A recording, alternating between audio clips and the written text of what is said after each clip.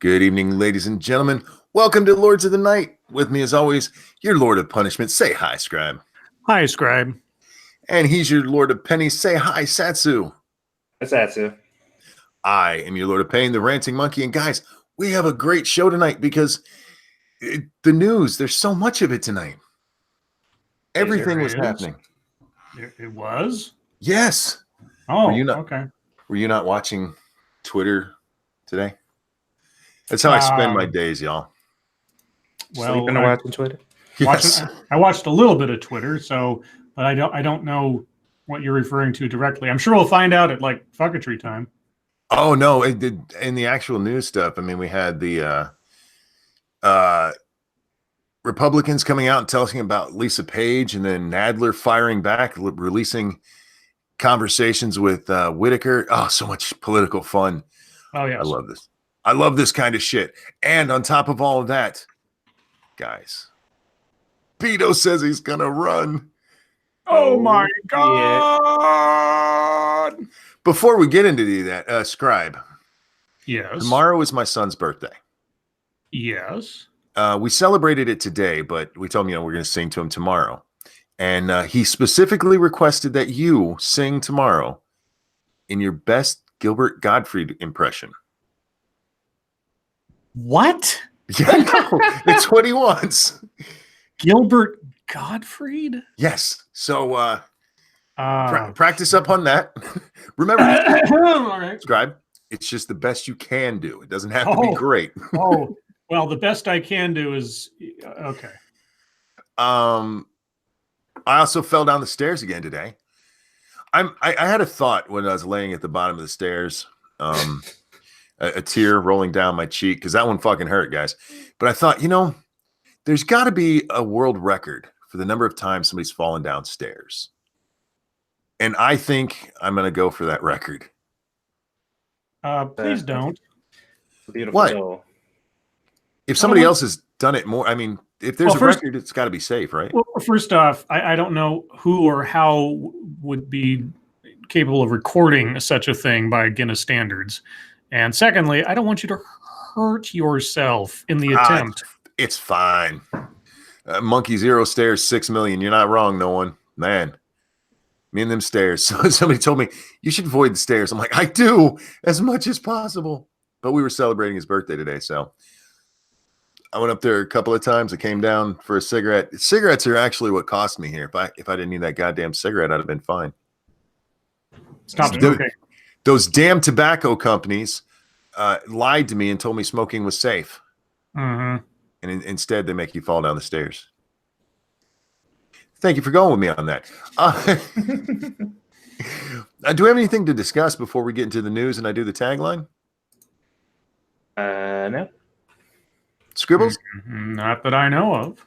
All right, guys, we are doing a game stream tonight over on 2 Cents Plus after this. So if you like 7 Days to Die or just hearing us chat and have fun, make sure you come over and watch that with us.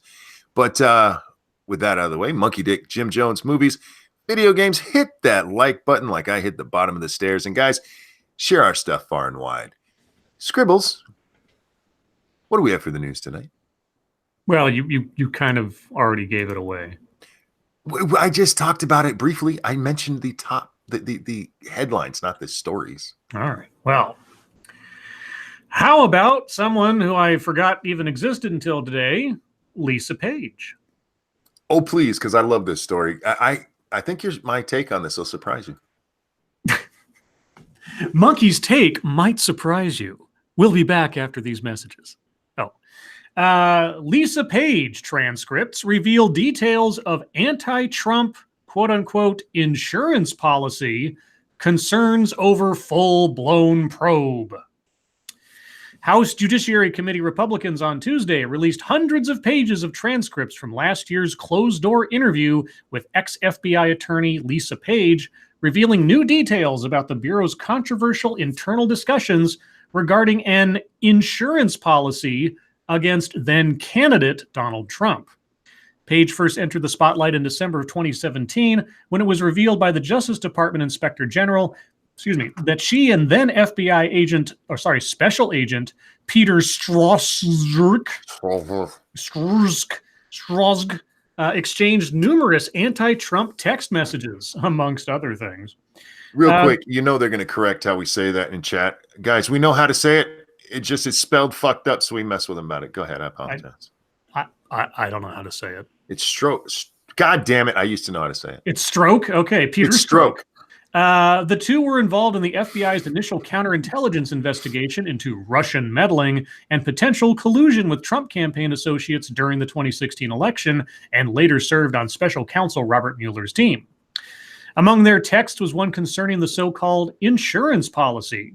During her interview with the Judiciary Committee in July 2018, Page was questioned at length about that text and essentially confirmed this referred to the Russia investigation, while explaining that officials were proceeding with caution, concerned about the implications of the case while not wanting to go at it, quote, total breakneck speed, unquote, and risk burning sources as they presumed Trump wouldn't be elected anyway.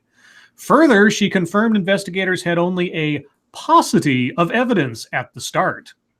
Then Representative Trey Gowdy kicked off that section of questioning by asking about the text sent from Strusk to Page in August 2016, which read, quote, I want to believe the path you threw out in Andy McCabe's office, that there's no way he gets elected, but I'm afraid we can't take the risk. It's like an insurance policy in the unlikely event you die before you're 40, unquote. The former FBI lawyer explained how the FBI was trying to strike a balance with the investigation into the Trump campaign, which agents called Crossfire Hurricane. Nice. Nice. Quote, so upon the opening of the Crossfire Hurricane investigation, we had a number of discussions up through and including the director regularly, in which we were trying to find an answer to the question, right, which is there someone associated with the Trump campaign who is working with the Russians in order to obtain damaging information about Hillary Clinton, Page said. Quote, and given that it is August, we were very aware of the speed and sensitivity that we needed to operate under, unquote. Page continued that, quote, if the answer is this is a guy just being puffery at a meeting with other people, great, then we don't need to worry about this and we can all move on with our lives. If this is, in fact, the Russians have co-opted an individual with, maybe wittingly or unwittingly, that's incredibly grave, and we need to know that as quickly as possible, unquote. Page explained that the text message reflected their, quote, continuing check-in as to, quote, how quickly to operate, unquote. Quote, we don't need to go at a total breakneck speed because so long as he doesn't become president, there isn't the same threat to national security, right? Page explained, while saying that if Trump were not elected president, the Bureau would still investigate. Quote, but if he becomes president, that totally changes the game because now he is the president of the United States, Page told lawmakers. Quote, he's going to immediately start receiving classified briefings. He's going to be exposed to the most sensitive secrets imaginable. And if there is somebody on his team who wittingly or unwittingly is working with the Russians, that is super serious, unquote. Okay. Page made clear, though, that those involved did not think Trump would beat Clinton. Quote, so this reflects, let's be reasonable. Let's not, throw the kitchen sink at this because he's probably not going to be elected. And so then we don't have quite as horrific a national security threat than if we do if he gets elected, unquote. Page also spoke to how little information the Bureau was starting with, saying the FBI, quote, knew so little, unquote, about whether the allegations were, quote, true or not true, unquote, and had a, quote, paucity of evidence because we were just starting down the path, unquote, of vetting the allegations.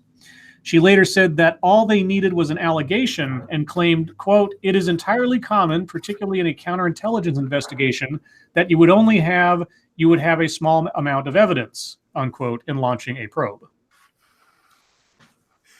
Uh-huh. So wait a second. See, I didn't hear this part of the story. What I heard was them they were all up in arms over the Hillary part of this story.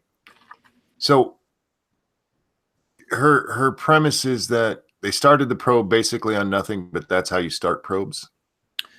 Yeah, there was am I understanding that right? Well, I guess they knew that maybe one of them had talked with the Russians, and so that's where they started with. Uh-huh. Yeah, that was dirty pool. And we really need to get our intelligence agencies under control. and remind them that they actually work for the president, not the other way around. Because it was really weird. Twice now we've had Chuck Schumer talk about how you don't cross the intelligence agencies.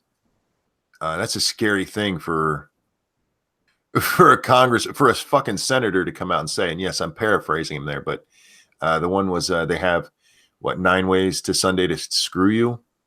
And I forget the other one that he said, but yeah, that's not how intelligence agencies are supposed to work. They're not supposed to be there to fuck politicians that they don't like. Well, unless they're in a foreign country, I suppose. No, the other part of this story is that they were all up in arms because Lisa had admitted that the Justice Department told her or told the FBI there was nothing to the Clinton allegations, or that they wouldn't pursue the Clinton allegations. I didn't see that in this story, so if you've got it somewhere, right, I can find it. I read it all several times today. Well, that's the gist of it. I'm trying to remember somebody who talked about it so I could pull up their thing. Lisa. There it is. It's the first thing that comes up when I click this. Lisa Page admitted Obama DOJ ordered stand down on Clinton email prosecution. GOP representative says. You got a super chat. Oh, thank you so much, Diesel Dave. For everyone, I hate you. Oh, well, thanks, Dave. I hate you back, Dave. Love you, bud. I hope you're well. Stay safe out there on the roads, man. Former FBI lawyer Lisa Page admitted under questioning from Texas Republican John Ratcliffe last summer that, quote, the FBI was ordered by the Obama DOJ not to consider charging Hillary Clinton for gross negligence in the handling of classified information. That's pretty much what it comes down to. This is the actual quote from the testimony.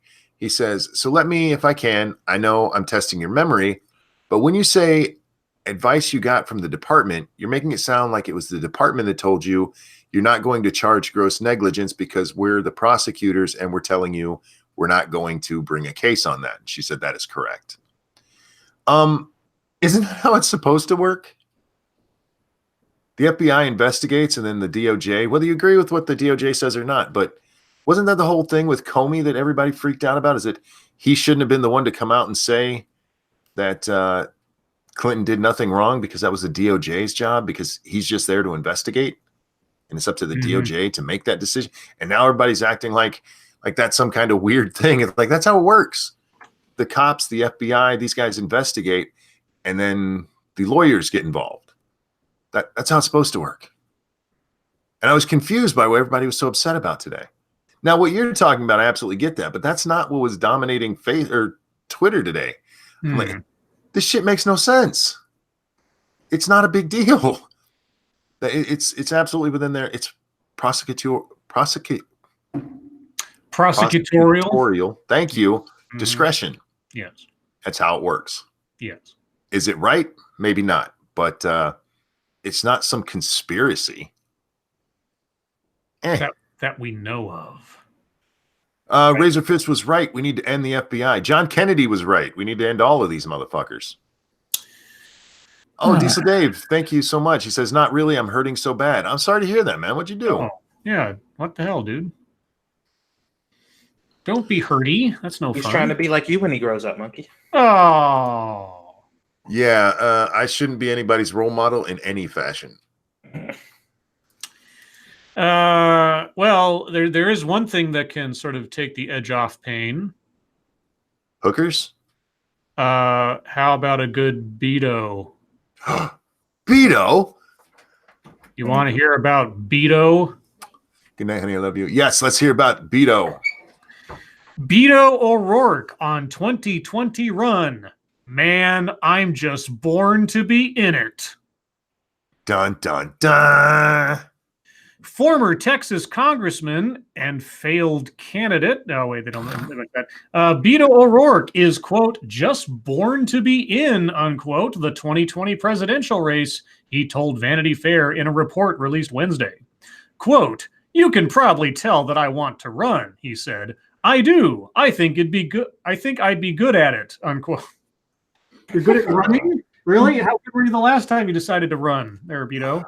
The interview comes after CNBC reported that O'Rourke has started engaging with potential campaign managers in case he decides to run for president in 2020. Both sides of the aisle have been waiting to see if O'Rourke will decide to join the race. For some reason. I don't know. The move by O'Rourke to start holding conversations with those he considers strong candidates to lead his 2020 operation comes after he reportedly has decided to not pursue a bid for Senator John Cornyn's seat.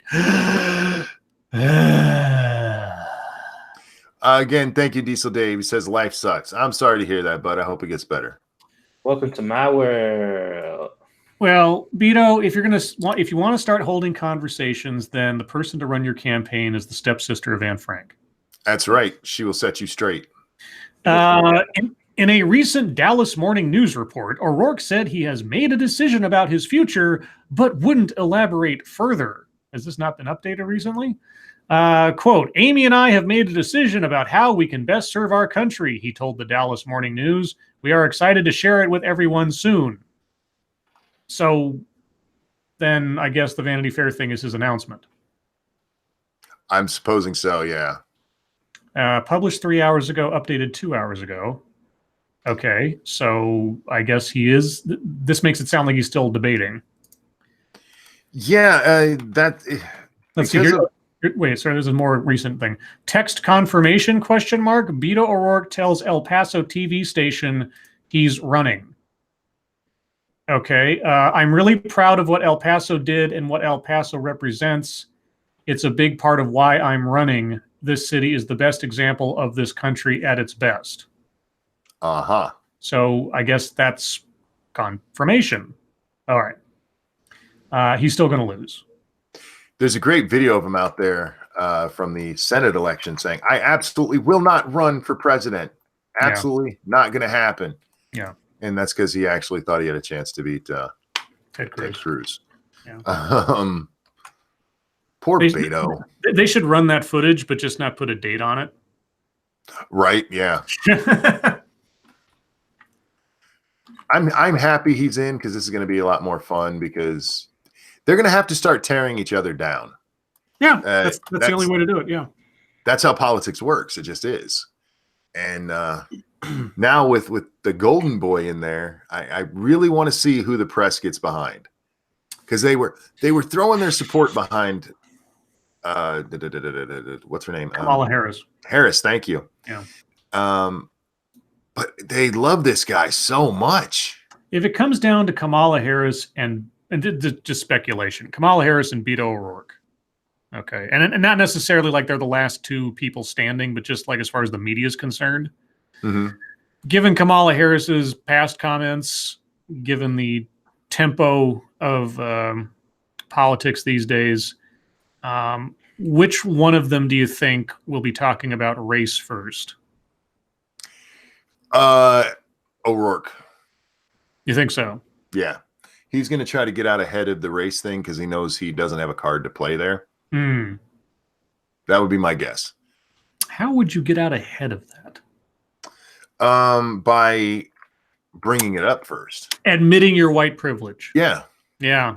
If he admitted his white privilege first, then what are they going to do to him later on, I guess? Well, wouldn't that work against him? Because people could really say, like, well, if you really want to step aside and admit your white privilege or whatever, then you should probably just step aside. Well, that's the thing. Oh, sorry. You're missing it, Satsu. He's a good ally, and that's what you need is great allies. That's not more important than representation, though. Yeah, but here's the thing. If he admits to his white privilege, then the smart person should come in and say, so you don't actually deserve to be in the position you're in at present. Right. Yeah, exactly. Yeah. See, this is the double-edged sword of admitting or groveling within one's quote unquote privilege, is that you're basically saying everything about me is suspect. Everything about any achievement I have, any claim I make about myself, can be instantly undercut by, well, you had it on easy mode the whole time, so it's not a real achievement. Your hardships aren't real hardships. So I'd be curious to find out what happens in that regard. But yeah, between Beto and Kamala Harris and Cory Booker and Elizabeth Warren and Gabbard and Juan Castro and who else is running? The governor from was it Oregon? Anyway, so somebody up there. Yeah. Etc. How many people are I mean, how many like established politicians are confirmed running for president? Like 12 or 13 now, something like that? Mm-hmm. I think last I heard was 12. Okay. Some are going to drop, and Biden hasn't announced yet. That's going to take all the headlines away as soon as Biden decides to announce, if he decides to. So, we should get the full list, and at some point we should do our own sort of like, okay, who drops out before the primaries even begin? That'd be my question. It's like who gets to the point where like they get to the Iowa caucuses and everything, and they just go like, nope, done. That's where I'd be curious to make some projections. I think, but honestly, the vast majority of them will. I think we're going to end up maybe with a field of 6 when it gets time for seriousness. Yeah. I think we'll see. Of course, Warren will be in. If Biden decides to jump in, he'll be there. Of course, Sanders, Beto for some fucking reason, Harris and Booker. Those would be my guesses. Well, let's see what else we got in the news. So Brexit. So that little flow chart I was talking about yesterday. Yeah. They voted for the alternative to going to a no-deal Brexit. I saw that. So no-deal Brexit rejected in UK Parliament. That doesn't mean they actually have a deal to vote on. It's just that they basically kicked the can down the road by like 2 or 3 months. Let's see. In case you missed all the action, here's our coverage of this evening's vote, which saw British lawmakers decisively reject a no-deal Brexit, inflicting another heavy defeat on Prime Minister Theresa May. After not one, but 2 failed attempts at getting a parliament to agree upon her Brexit deal, Theresa May is pushing the prospect of a third vote on the deal within the next 7 days. Tomorrow, the House of Commons will vote on a motion that says the government will seek a, quote, one-off extension, unquote, for the Brexit deadline from the EU if Parliament agrees to a deal by March 20th. But in such a short time, what changes can May make to the deal to win MP's support? I don't know. It only lost by 4 votes. I saw that. Yeah, they were 4 votes away from just like, well, we're just going to have a clean cut and we're going to have to deal with it. So, yeah, chaos pretty much over in the British stuff. I'm hoping to have Irate Bear on Friday so we can talk about Brexit. Oh, gotcha. Okay. We'll see. Let's see. And aside from that, though, guess how much money our Full House star had to post in bail today? I can't guess, but I saw. Satsu, you want to take a guess? $1 million. You are absolutely right. Oh, for real? Yeah, $1 million for that. Lachlan, however you say her name, posts $1 million bail in bribery case. The latest on a college admissions bribery scandal that has led to charges against coaches and celebrities. A federal judge says Full House actress Lori Loughlin, yeah, they actually pronounce it phonetically in here, can be released after posting $1 million bond in a case in which she and her husband are accused of paying bribes to get their daughters into college. Loughlin stood with her lawyer in the Los Angeles courtroom Wednesday and didn't speak except to answer yes to the judge's questions. Magistrate Judge Steve Kim said Loughlin must limit her travel to the continental U.S. and areas around Vancouver, Canada for work. That's where she was Tuesday when Giannulli posted bond and was released Tuesday. Prosecutors allege the couple paid $500,000 to have their daughters labeled as crew team recruits at the University of Southern California, even though neither is a rower. I just love the fact that all these people's kids now understand that they didn't actually get into college. Yeah, right. Like you You didn't do this. Good Not job. and not only that, but everybody knows they didn't actually get into college fairly. Right. I feel sorry for the kids, especially those that didn't know their parents did this. Although how you could have gotten to college under a rowing scholarship or whatever and not understand you're not a rower, Well, do you think they even knew that part? Well, that's the thing. I don't know. Were they paying attention? And here's the other thing too. If they're grown adults and they knew that they were doing that, are they culpable? I mean, if they're over 18. Maybe. Yeah, I mean, defrauding the school, or they're going to be kicked out of school probably if they weren't supposed to be there in the first place. I mean, even if they didn't know, and then I'll extend the benefit of the doubt till otherwise, that all the kids were just sort of like greased into the situation without anybody knowing. It was all paperwork in the background. They're not legitimately in those schools, so the colleges are going to have to expel them, I would assume, to just maintain their own legitimacy. Well, they should have to, absolutely. Yeah, and so those kids' lives are all upended and ruined because their parents are fucking stupid and greedy. I feel sorry for the kids. Granted that they weren't quote unquote in on it, but yeah. Yeesh. Well, those are all the stories that I had pulled up. So. Wow, that took us like almost right to MSS News Time, guys. If there's a story you'd like us to take a look at, send it over to the hashtag MSS News on the Twitter machine. We can't get to them all, but that's just because Beto O'Rourke is supposed to be doing it. Scribe? Well, let's read this one that caught my attention quite a lot earlier today. This one was sent to us by the Avro Wolf. I think other people might have sent it to us as well. If I get to them later, I'll mention. This comes from The Guardian under their relationships column. I met my girlfriend's parents and realized I once slept with her father. I saw this. Somebody, had sent it out, and I'm like, no, just no. 5 years ago, I went through a bi phase and used to sleep around with pretty much everyone that came along, including other men. I think the bi part kind of told us that, just so you know. This changed when I fell in love with my new partner, who is everything to me. I recently met her parents, and halfway through lunch, I realized that I had slept with her father. I was going to propose, but when my partner and her mother were away, he told me to end it with his daughter. I'm obviously in love. Shall I just ignore him or tell my partner? That was an advice column thing. So what do you suggest, oh Lords of the Night? I mean, there's no way that, like, if he coming right out the gate telling you to end it or whatever, she's gonna find out. Like, you can't just ignore him and hide it. So it's gonna end one way or another. You might as well just get the fuck up out of there. Yep. I don't care how much in love you are. You banged her dad, man. Yeah, like. No, I have the answer to this. Uh-oh.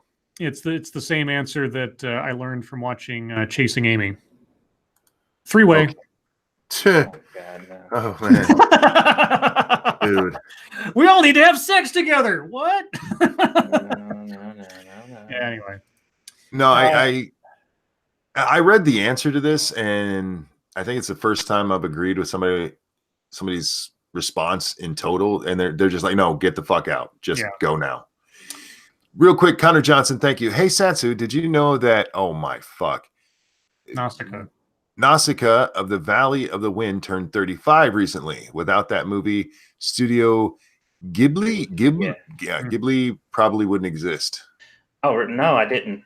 That's pretty awesome, actually. Thank you for the donation, but damn it, speak English to me. All right, so this one comes from Princess Unicorn Nipples. This is a depressing story, so I'm not going to read the whole thing. I'll read a little bit. I hate reading depressing stories. Florida teen kills herself in school auditorium. A Florida high school was briefly placed on lockdown Wednesday morning after a student killed herself with a handgun on campus. Seminole County Sheriff Dennis Lemma says a 17-year-old junior at Lake Mary High School shot herself in the school auditorium The student asked to leave class to use the restroom around 7:45 a.m. A teacher reported hearing the gunshot about 5 minutes later. And now my phone is beeping at me.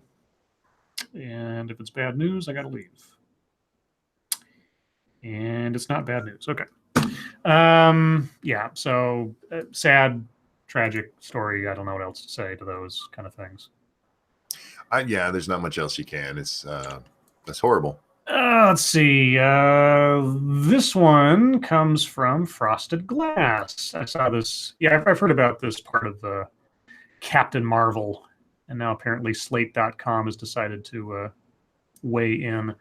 Captain Marvel takes a literal shot at one of the most sexist movies of the 90s. Can you imagine what that movie was? Most sexist movie of the. Well, see, I don't know my 90s very well. I was going to say The Crying Game. Oh, that would be a good one. But it's not that. No clue. Okay. Captain Marvel may not, as one especially hysterical bit of fanboy outrage puts it, castrate Samuel L. Jackson's Nick Fury. Well, she does talk to him like he's a little bitch in the movie. I've seen the clips. But anyway. But the movie does take a shot, literally, at another action movie icon. When Brie Larson's Carol Danvers crashes to Earth in the mid-1990s, she lands in a blockbuster video. And the first thing she sees is a cardboard stand-up for the movie True Lies, featuring a tuxedoed Arnold Schwarzenegger with an admiring Jamie Lee Curtis draped over his shoulder. Still groggy from the intergalactic trip and rattled by her unfamiliar surroundings, Carol reads the gun-wielding figure as a threat and fires a photon blast in his direction, leaving a smoking hole where Arnold's head used to be. With its car chases, fistfights, and self-conscious sense of humor, Anna Boden and Ryan Fleck's Marvel entry pays knowing tribute to the action movies of the era while rewriting the genre's history. No, it didn't. What? The flashbacks to Carol's time as an Air Force pilot in the 1980s could be straight out of Top Gun if it weren't for that movie's lack of interest in women as anything other than romantic complications for straight men. Straight men, did you watch the volleyball scene? And the cocky flyboy who harasses her bears a significant resemblance to Tom Cruise. But with True Lies, the homage feels a lot less affectionate, and the attack on the codes of the genre and the period seems a lot more pointed. Rather than rewriting its history, the movie takes a scorched earth or scorched cardboard approach. Frankly, True Lies deserves it. What did True Lies do? Well, Monkey, at this point, True Lies might be the most famous as the James Cameron movie James Cameron doesn't want you to see. What? I'm going to read that again. At this point, comma, True Lies might be the most... Okay. Their construction has fucked up my brain. At this point, True Lies might be most famous as the James Cameron movie James Cameron doesn't want you to see. Okay. Why? He's embarrassed by it, is what they're saying. 25 years after its initial release, the movie has never been released on Blu-ray or remastered for high-definition TVs, and the only way you can stream it is by getting a subscription to Cinemax. The Last Jedi director Rian Johnson was among those who took Captain Marvel's reference as a prompt to revisit the movie, but when he went searching for it, he came up empty-handed. Cameron's The Abyss has been missing in action for even longer. So is The Abyss bad too? And though he's said for years that he's been working on bringing both movies to the digital age, he admitted in 2017 that with working on the forthcoming Avatar sequels, reissuing the movies had, quote, sort of fallen off my to-do list. So, so is True Lies a movie he doesn't want you to see, or a movie he just hasn't gotten around to remastering, like The Abyss? We're going to go with the one that confirms our biases. The latest rumors are the movie might return for its 30th anniversary this year, but unless you've been free dive training alongside Kate Winslet, better not hold your breath. Okay. Oh, this is bad writing. This is okay, but at least with The Abyss, there's a reason for the delay. Oh, it's the same. What? He just said reissuing the movies had taken a backseat to the Avatar sequels. Why doesn't? Huh? True Lies, on the other hand, is just lying around. Cameron has never offered an explanation for why a straightforward transfer should take. He just said. He said reissuing the movies had, quote, sort of fallen off my to-do list. Yeah, but they erased one of those movies because it was too inconvenient to be in there. So they're pretending like he only mentioned one of them. This story is absolute garbage. Whatever. Fuck off. Okay, moving on. Let's see. This one comes from Devil Fruit Zero. More than 2,000 people in ICE custody are quarantined in outbreak of infectious diseases.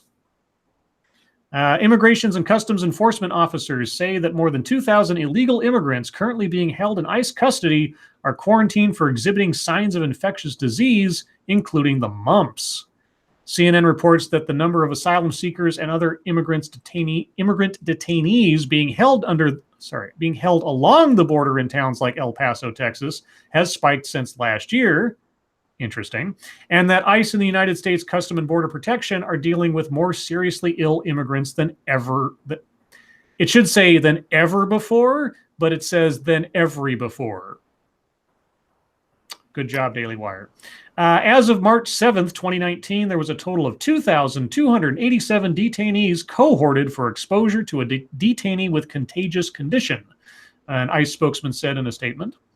In the past 12 months, there have been health investigations at 51 ICE detention facilities for mumps, chickenpox, and influenza, according to ICE officials. There have been 236 reported cases of mumps, with another 16 suspected cases during this time period. At least 3 children have died in CBP custody since November, all after contracting life-threatening illnesses and infections on their journey north to the United States. Yeah. So there's no health risk at all with people coming across the border. Well, that's one of the things that we've talked about before. Look, I understand y'all want to be nice about this shit, but there are reasons for immigration laws, and one of them is infectious disease. Let's see. This one comes from George Mason, one we've talked about a little bit. Details of Johnny Depp's lawsuit against Amber Heard come to light as he accuses her of punching him and severing his finger. Nice. I hadn't heard that one. Details of Johnny Depp's defamation lawsuit against Amber Heard have come to light, with the actor accusing his ex-wife of numerous incidents of domestic abuse. Depp filed a $50 million lawsuit against Heard on March 1st, with the Pirates of the Caribbean star taking action in response to an op-ed Heard penned in 2018 for the Washington Post. Although she didn't specifically mention Depp by name, the piece refers to the allegations of domestic abuse that Heard first made against the actor in 2016. The couple divorced in 2017 after settling both their divorce and Heard's domestic abuse case against Depp the previous year. Depp's lawsuit has now been made available to view online, with the papers claiming that Heard's allegations of domestic abuse are nothing more than an elaborate hoax. Quote, the op-ed depended on the central premise that Miss Heard was a domestic abuse victim and that Mr. Depp perpetrated domestic violence against her, the complaint reads, adding that the piece's implication that Depp was a domestic abuser are, quote, categorically and demonstrably false.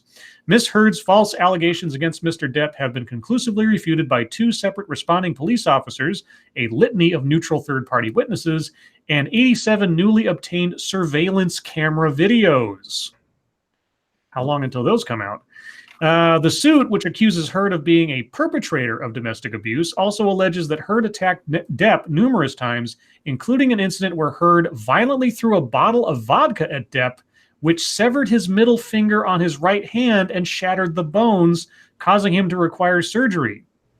Heard is also accused of punching Depp while he was in bed, kicking him on numerous occasions, and staging attacks. Jesus.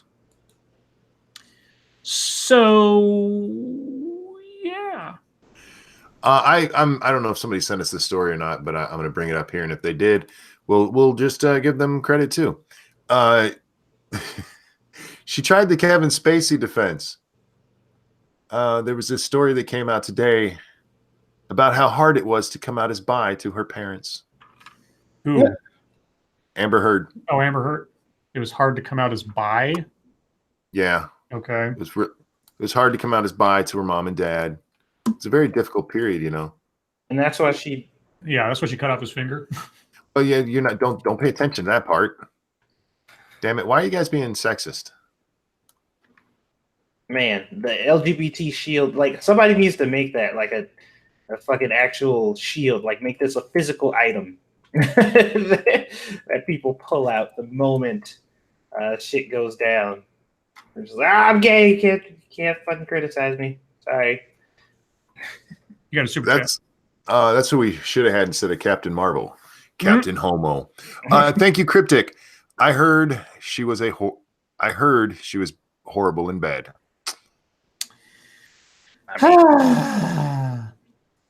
Let's see. This one comes from Snubberth. What? Facebook has been down for hours. Instagram and WhatsApp also affected. I didn't even notice. I don't use either of those things. Facebook users around the world are reporting issues logging into and posting on the site, as well as on Instagram and WhatsApp. Facebook hasn't given a reason for the outage and provided minimal information other than acknowledging it is aware services are down in some areas. Facebook shares were relatively unchanged Wednesday afternoon. The company acknowledged the outage in a tweet Wednesday saying, quote, "We're aware that some people are currently having trouble accessing the Facebook family of apps. We're working to resolve the issue as soon as possible." Well, now I'm curious. I want to go on Facebook here real quick and see. Oh, yeah. Like earlier, all day I was having a problem getting on Facebook. I asked my wife about this because she actually uses Facebook where I don't. And she said she had no problem. But then after I asked her about it, she started having problems. Yeah, dude. I was trying to trying to share the video I put out, but couldn't do it. Yep, can't log in. Facebook is down for required maintenance. Okay. Not that I really care, but let's see. It later confirmed the problem was not the result of a DDoS attack, which refers to a distributed denial of service attack in which a hacker overwhelms a site by flooding it with fake traffic. At a Facebook event at the South by Southwest conference in Austin, Texas, Wednesday, the company's head of video products cracked a joke when he ran into technical issues. Quote, "Today is the technical difficulties day for Facebook, I guess." Okay. Well, somehow, I guess we'll find out now how relevant and necessary Facebook is to everybody's lives as they start to fall apart around them in the absence of Facebook. Oh, there were a lot of people freaking out today, man. Yeah, I've been disconnected from it. Let's see. This one comes from Chicago Mike. Woman panhandling for baby stuff on New Jersey Road had $500 in her purse and an iPhone X, police say. Okay. Police in a New Jersey town are warning residents of potential scammers after they picked up a woman attempting to panhandle by a busy road. That's kind of the warning in and of itself, honestly. Officers from the Union Township Police found a woman walking in and out of traffic along Vow Hill Road, asking drivers for money for baby stuff and diapers. The officers noticed the woman, who claimed to be from Romania and now living in Queens, had what they describe as a $500 purse. Oh, not $500 in her purse. She had a $500 purse, various jewelry, and a new iPhone X smartphone. Quote, "She did not appear to be in critical need of cash," police said in a post. When questioned further, the woman admitted to police that she and several other women were dropped off to panhandle throughout New Jersey. Oh. So you're part of a criminal conspiracy, you say? Thank you, Johnny Hellcat. This reminds me, anyone thank a journalist yet? For what? Oh, it's a Journalist Day or something? Or thank a Journalist Day? Maybe. Let's see. This one comes from Jack the motherfucking Cockring. Oh, this is going to be a sad story. Yeah, it is. Girl with inoperable brain cancer has the sweetest wish. A letter from your dog. Oh, man. A girl with a rare form of brain cancer loves dogs. Emma Mertens, 7, was diagnosed with an aggressive tumor called diffuse intrinsic poutine glioma in January. While she doesn't own a pup, she dog sits for neighbors and has been comforted by therapy dogs during treatment. Emma's deep love of dogs prompted her family to ask people to send her letters from their dogs through Facebook Messenger. Kelly Zimmerman, the family's GoFundMe page moderator, told Good Morning America that Emma loves seeing the letters. More than 50,000 letters have flooded Emma's email account from almost every state and from countries as far away as Scotland and Venezuela. Oh, God. No one has survived the rare and inoperable brain tumor, Emma's father, Jeff Mertens, wrote on her Caring Bridge page. But the family has hope, and they have each day. That sucks. Yeah. 7 years old, for fuck's sake. God damn it. Moving on. Let's see. This one comes from Jim Heelis. Oh, real quick. Thank you, Darkshade. A challenging fap, I'll admit. Wow. We're not talking about the girl, are we? I'm not sure. Or are you talking about Johnny Depp losing a finger?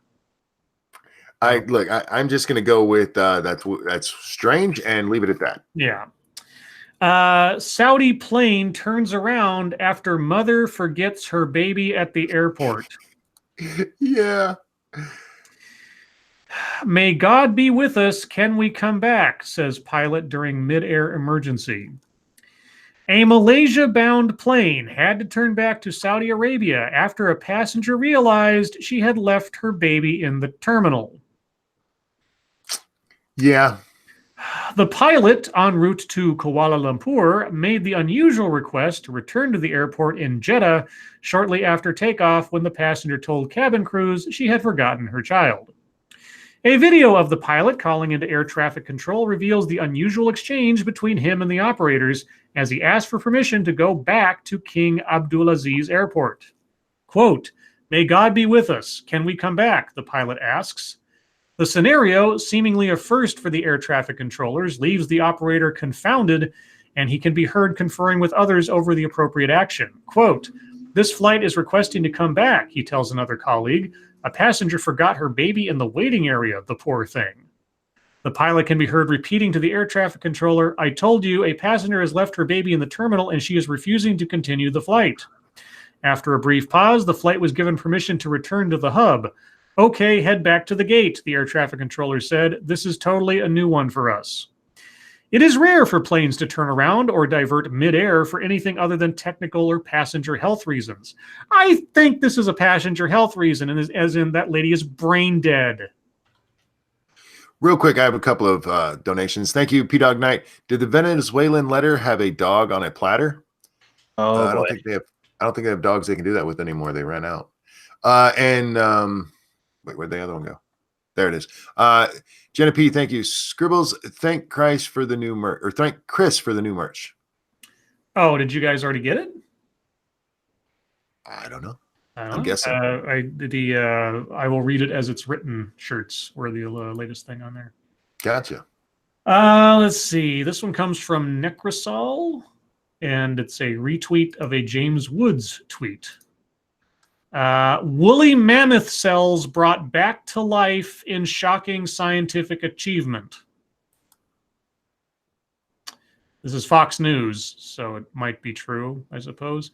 Cells from a woolly mammoth that died 28,000 years ago have begun to show, quote, signs of biological activity after they were implanted in mouse cells.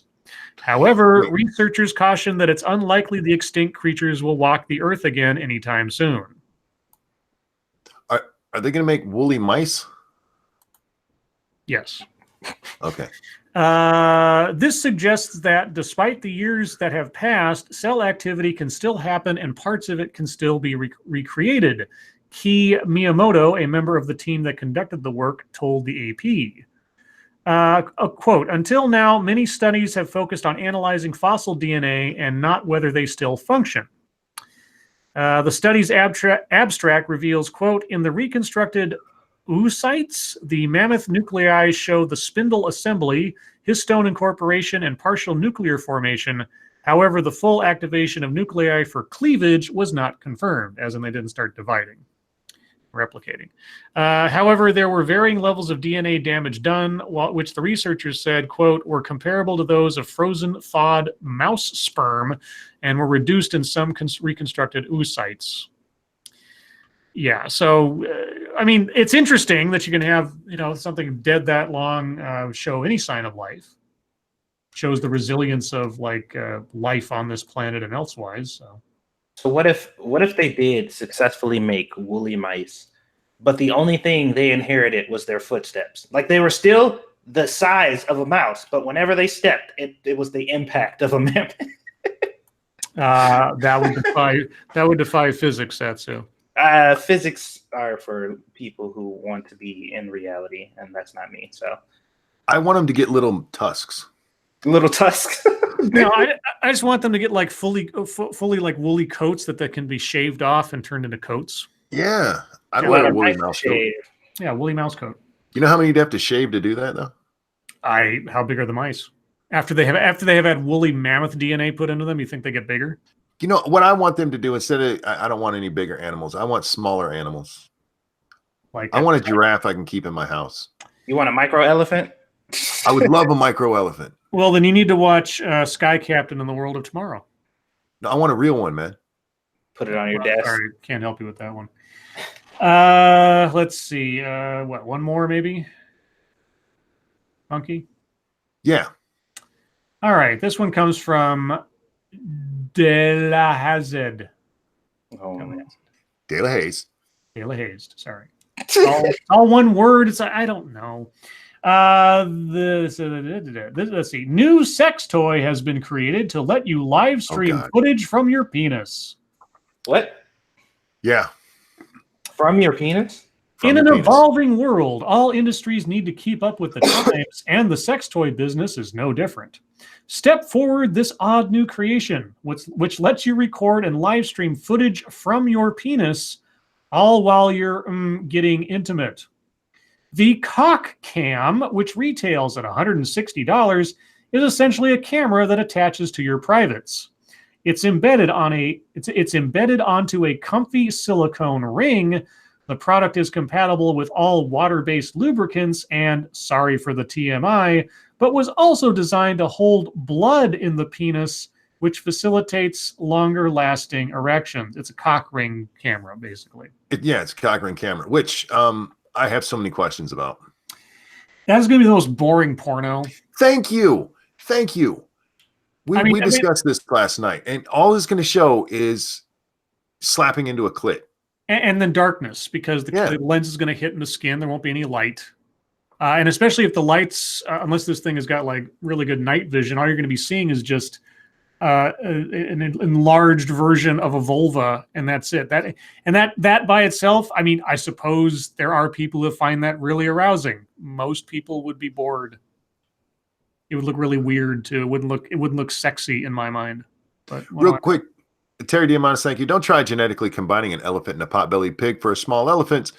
Pig and elephant DNA just don't splice. That's right. Haven't you heard the Loverboy song?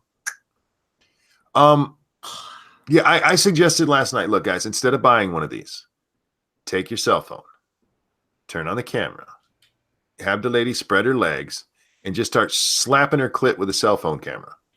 It'll give you the exact same view. Maybe he just wants her to see him coming.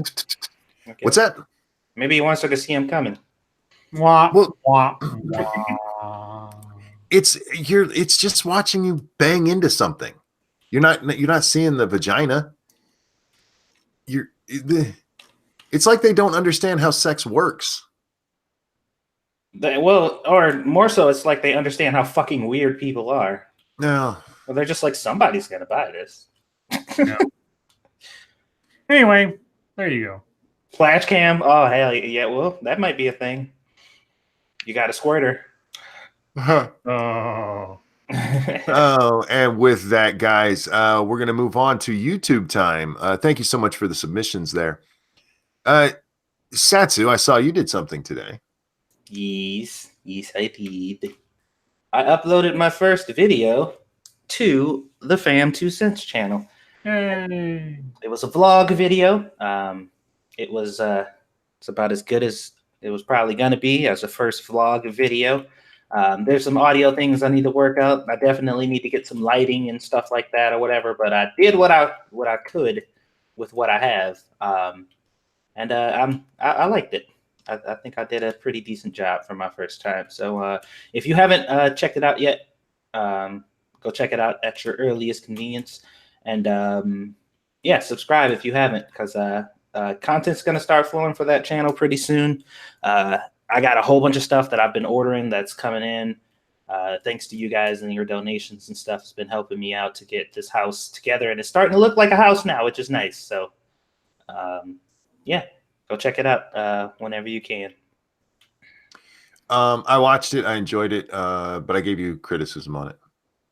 I saw. Yeah, just raise it a little bit, because we need to see your whole head. Well, the problem is I got used to holding my camera at that angle, because when I'm outside or whatever, I try not to, like, this is where I live, everyone. You know? Sure, yeah. So it's I've kind of gotten used to recording like that, but I'll figure something out. You need to get one of those fancy rigs that they got that hold the camera for you. Yeah, that'd be nice. Oh, like a cock ring? Like a cock ring, yes. Like a cock ring. That's going to be my vlog channel, the Monkey Cock Ring channel. Actually, could you buy that camera and just like slide it onto your nose and do like head cam stuff? If you had a big enough nose. I guess so. If you're Pinocchio. Jesus Christ. Yeah. Scribbles, did you do anything today? I did a lot more than I thought I would. First, I came home from work. I was on a live stream with Chat Mort on her channel. We talked about Chris Watt's case. Apparently, my mentioning it inspired her to check it out, and she became equally interested in it. And so we discussed that for a while, and just sort of our overall impressions of it and that kind of thing. Mm-hmm. And shortly thereafter, I was, again, unplanned, invited to be on Two Girls, One Stream with SDA and Weibo, where they talked about various news stories, similar to what we do here. And then we read crazy vampire Harry Potter fan fiction in funny voices for about half an hour. And then Sanguine came on and talked about his cooking adventure for the day. And Weibo had a foodgasm on air, which I thankfully captured and posted to Twitter. Yeah, I saw the screenshot there. And were those in order? Because they seem backwards to me. Oh, that's in order. That's in order. And aside from that, I was able to get a few minutes to work on my next video. I'm starting assembling it. I didn't get too far into it, but hey, some progress is better than none. If I don't get too waylaid the next day or two, I should have something out hopefully by Friday. And that's what I'm working on. Oh, and also I should mention, I have gotten, so I put my email address in the chat last night or whatever regarding people if had ideas for Familiar with the Matter. Yeah, I've been inundated. So for those of you that sent out, I think I've responded to everybody to this point. I have received more ideas than or offerings or proposals than I'll probably have time to do in this year if I keep at the same pace I've been doing the other ones. But you know, if I don't get back to you or you're not selected for whatever reason, no offense, I hope is taken. It's just gonna be a matter of timing and everything else. And I already have the next 2 episodes scheduled out already. So I will let you know. I will let you know. But regardless, thank you everybody who has pitched me an idea so far. It is all greatly appreciated, and I know I'll be talking to some of you again in the near futures. Thanks so much. So what did I do? I did some Monkey in the Morning. Yeah, and I think that's. And then. Oh, and we did one of our unscheduled streams last night on 2 Cents Plus, which we have a scheduled one tonight right after this, where we'll be playing 7 Days to Die. If you guys have it on PC, you can join us. All that information's in the Discord, which is linked below, or you can just come over and watch. It's a lot of fun, hang out, and listen to the craziness that goes on in that stream. That moves us on to fucketry. And gentlemen, Satsu, I'm guessing you don't have any fucketry if Facebook was now. Yeah, well, that and I spent most of the morning building. I got my my little counter thing in today or whatever, so I spent most of the morning getting that together. I only fucked up one time. That thing had a lot of fucking parts, man. And it was like towards the end, one of the things that attached to it. So I was like, oh, cool. I went through the whole thing without fucking up. And didn't have to like take the whole thing apart. So that's what my day has consisted of mostly. Scribbles?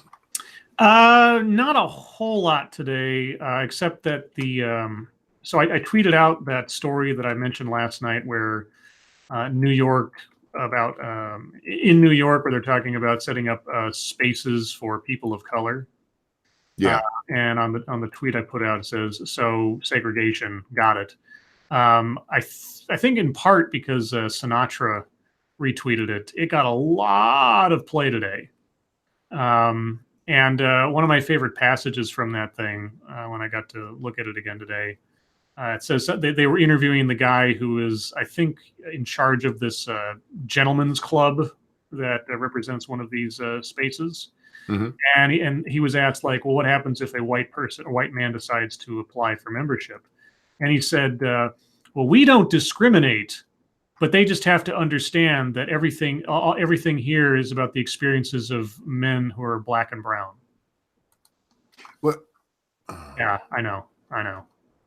We don't discriminate, but this isn't for them. But yeah, but other than that, not too much fucketry today. Although I do want to plug Irate Bear real quick. As has happened several times in the past, and is actually one of the reasons that Monkey and I started talking. Two of myself and a friend on YouTube both did a take on the same video without knowing the other one had done it. And Irate Bear released his version today regarding the Mike.com video regarding affirmative action. So if you go take a look at Irate Bear's channel, you can see what his take on that same material is, which I was just telling him after I saw it. It just for some reason it just kind of warms my heart what a kind of small little world we live in sometimes. Mm-hmm. Just kind of interesting to see everybody take an independent swing at different ideas and things. So yeah, there you go. I have a little bit of fucketry and a little bit of a rant to go on. First, I want to tell you a personal story. I was talking with a friend of mine about disability, and his daughter has disability because she was born with only half a leg. And he was telling me that he got a letter that her disability had been canceled. Ooh. And the reason being was that the condition was improving. Wait, born with half a leg? Yes. Is she a salamander? Apparently. Oh, Grouchy Gamer, thank you so much. A start on the foam rubber suit. Yeah, we gotta fund me a foam rubber suit for going up and down the stairs. Yeah, so he calls the lady, right? And she says, yeah, the condition's improving, so we cut it off. And he goes, look at the condition. And she goes, yeah, I'm missing half a leg. And she, oh, wait, what? Yeah. Yeah, somebody made a clerical error. Yeah. But yeah, I thought that was funny. And that is funny, grotesque way, but yeah. That improving half a leg you got there. Anyhow. Here's the other issue that brings up. So how many times have people been denied coverage for things that aren't so easily shown to be incorrect? Mm-hmm. Oh, sure. Yeah. For clerical errors or whatever. That's actually scarier as a result. That something like that could end up in the same boat. All right, let's see. Where do I want to start? Let's start with Ed Krasenstein. Oh, no. Look, I knew the Krasensteins were shitbags. I've said it many times. But what he tweeted out today, and it's actually apparently Rachel Maddow kind of made the connection. We just had that airplane crash in, was it Egypt? Ethiopia. Ethiopia. Yes. The 737, and Trump has grounded 737s in the country now. Yes. Rachel Maddow the government shutdown delayed software updates on Boeing 737s. So old Ed, you're shitting me. I'm not shitting you. Old Ed tweeted out, Trump could at least partially be to blame. You disgusting prick. Even let's say the software was delayed. It's had plenty of time to be installed by now. Fuck off. Oh God. The shutdown, it took two to tango on that sucker. Yeah. If you want to blame anybody, it's like, well, government gridlock in general can be blamed for a lot of things, but you really want to put the lives of like what was it, 150 people or something? 157. Yeah, fuck you.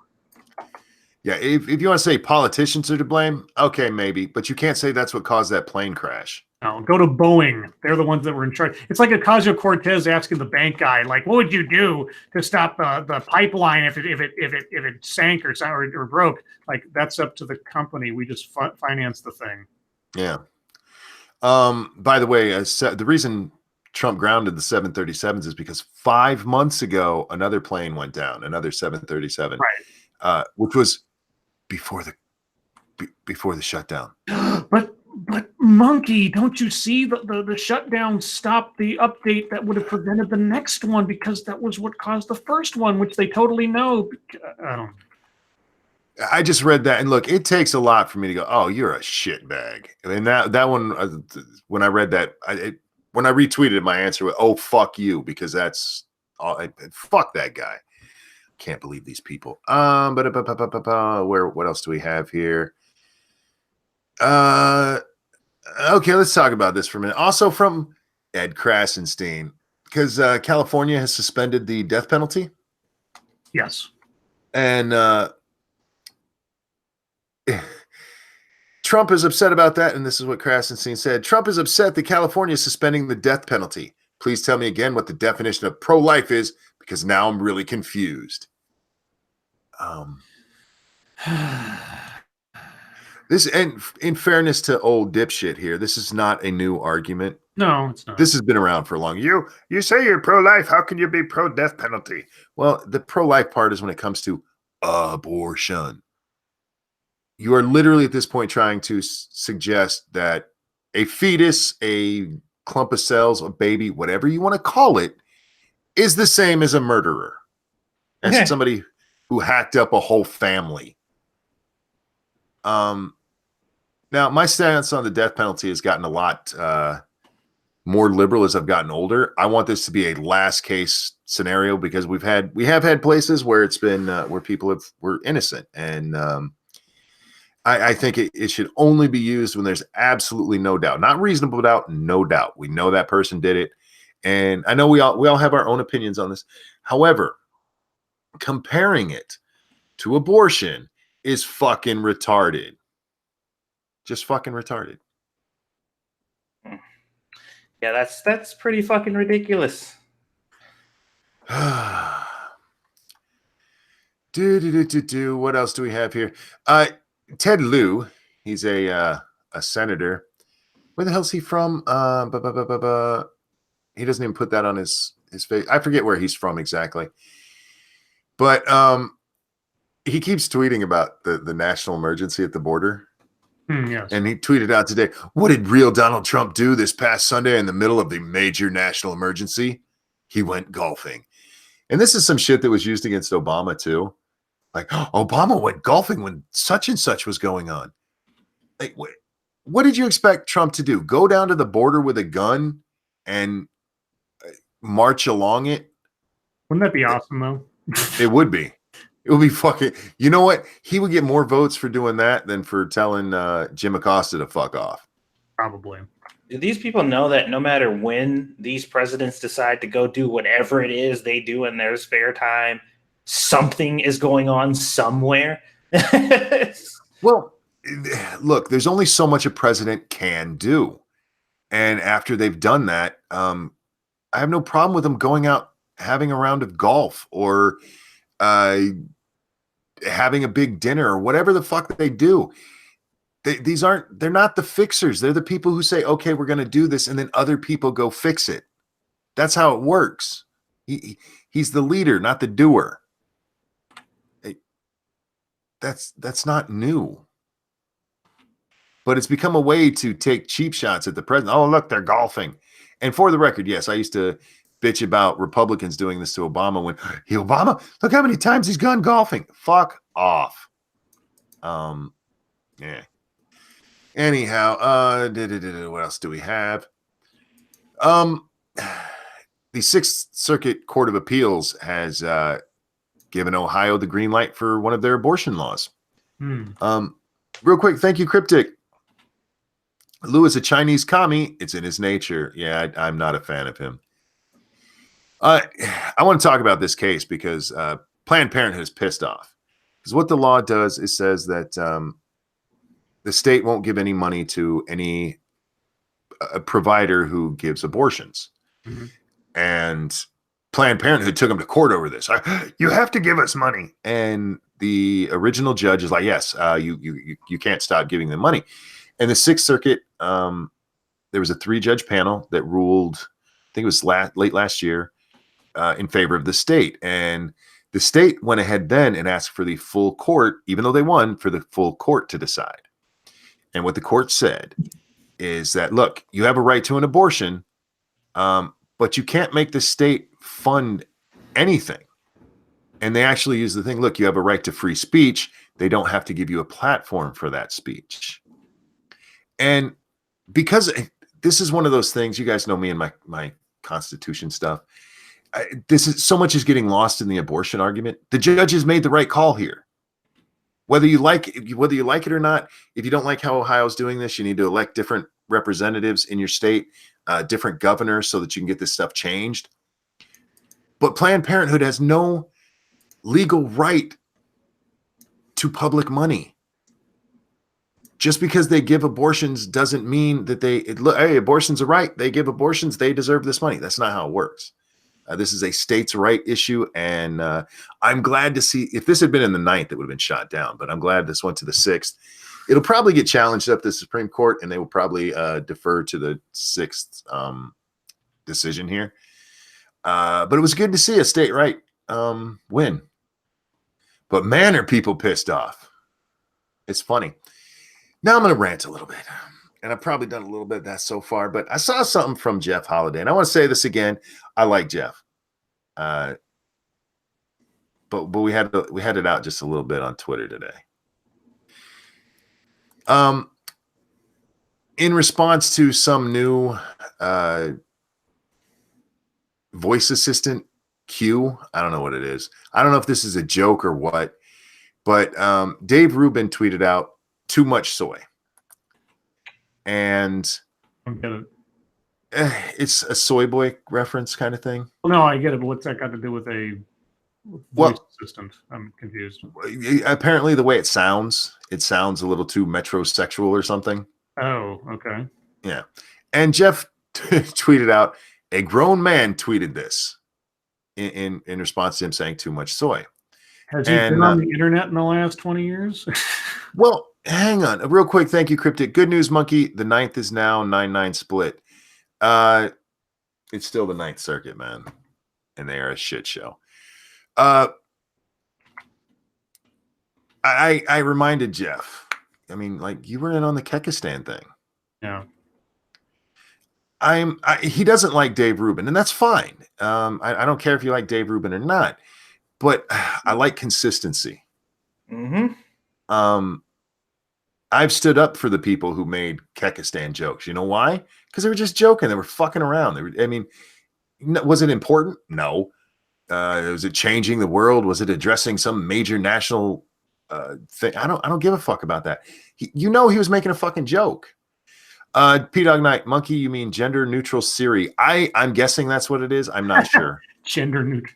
Oh yeah, I did a video on chat assistant bots or whatever, where they were talking how they were all sexist because they were female voices. Yeah, okay. Devil Fruit Zero, thank you so much. Babies are as bad as murderers because they kill off a woman's child-free existence, making them a hollow shell of a woman through patriarchy's will. That's probably how they would spin it. Yeah. Wow. Damn, I can see that. That was quite beautiful, actually. But I understand not liking people and taking cheap shots at them. That's fine, but careful with those stones in glass houses, guys. I cannot make fun of anybody for being childish. Have you heard the kind of shit I say? And I don't do that. When I see an obvious joke from the left, because let's face it, guys, I lean right, and I say, oh, they're all jumping on him. Like, fuck off. It's still just a joke. We had the thing over the last couple of days with Tucker Carlson, and that was all pushed by Media Matters. And today it came out that the guy who runs Media Matters ran a blog back in 2005. And in it, he said some things about Jews. He called transsexuals trannies. What was the other one? I can't remember. But like, if you read them, they were obvious jokes. He was trying to be funny. That's not the point, monkey. I know. And look, the guy's a hypocritical piece of shit. Yes. But I'm not going to be one too and go, look, fuck this guy because he did this and it's the same as what I'm not going to be a hypocrite because he was. And I see so many people doing it. Yep. And they have no problem doing it because, I don't like that person. Okay, don't like him. But if you don't like him, why do you want to be like him? Right. I told you, man, don't nothing piss me off more than fucking hypocrisy. That shit annoys the fuck out of me. Especially if you're caught doing the exact same thing and defended it. Jeff made an entire video about defending Kyrgyzstan and what it was about and how it's just a joke and people shouldn't be like, it was the whole thing. I remember watching that video recently and I'm like, really? I mean, obviously it was a joke, but it was. And that's the thing. Like, a grown man tweeted this out. And as we got into it, he pulled the thing I knew that was coming. I knew it was coming. It's such a boomer joke. So what? The whole boomer meme is a fucking boomer joke. It seriously is. 'Cause the idea is that, boomers just don't get it and they're not making the joke quite well. That's what the boomer jokes have become themselves. They are so bad. Anytime, I don't even think the people using it understand what they're using it for. It's just, boomer joke. Stop it. Get help.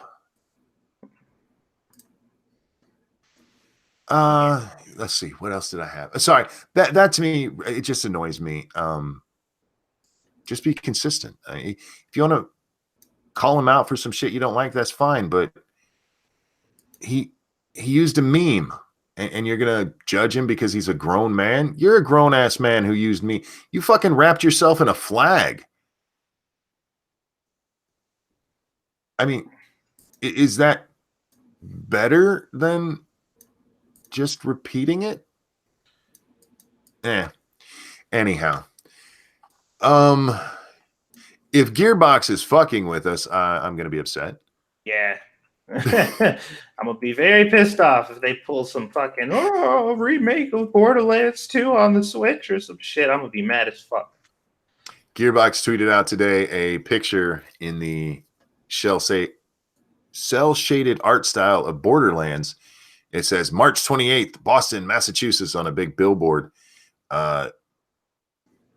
which gives the impression that they're going to make an announcement about a new game. And the people who have been playing Borderlands for a long time really, really want a Borderlands 3. And if that's not what this is, you're going to see a backlash like we saw with Blizzard and Diablo on the phone. No, it's going to be Borderlands Mobile.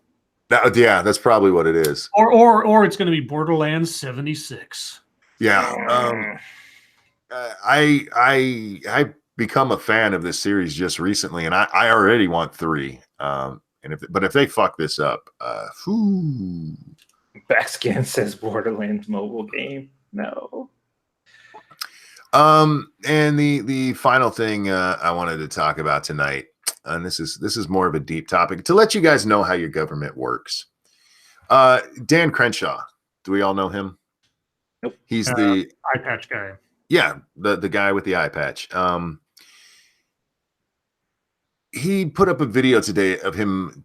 It's part of a House hearing he was involved in, And they were talking about the budget. And yes, guys, I'm going to bore you with our budget for just a few minutes because this is shit you really need to know because this is shit that they use to fuck with your head a lot. Thank you, Dark Shade. Borderlands Battle Royale on mobile. Fuck. Are you trying to cause a riot, sir? But anyway, all the time in the world of politics, we hear about cuts to programs. They're cutting programs.